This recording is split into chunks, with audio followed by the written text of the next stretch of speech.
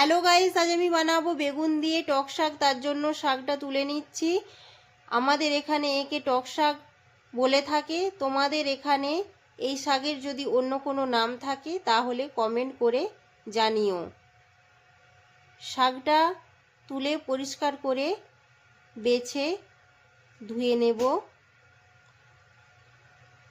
এরপর কড়াইতে সাদা তেল, কালো জিরে দিয়ে পেঁয়াজ কুচিগুলো দিয়ে ভালো করে নেড়ে ভেজে নেব। আদা বাটা রসুন বাটা দিয়ে ভালো করে ভেজে তাতে কেটে ধুয়ে রাখা বেগুনগুলো দিয়ে নুন, হলুদ, লঙ্কা গুঁড়ো দিয়ে ভালো করে নেড়ে কিছুক্ষণের জন্য ঢাকা দিয়ে দেব। কিছুক্ষণ পর ঢাকা খুলে নেড়ে শাকগুলো দিয়ে দেব। শাকগুলো ভালো করে নেড়ে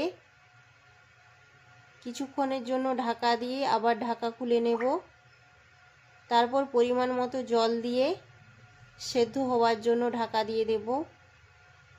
সেদ্ধ হয়ে গেলে জিরে গুঁড়ো দিয়ে ভালো করে নেড়ে নামিয়ে নেব।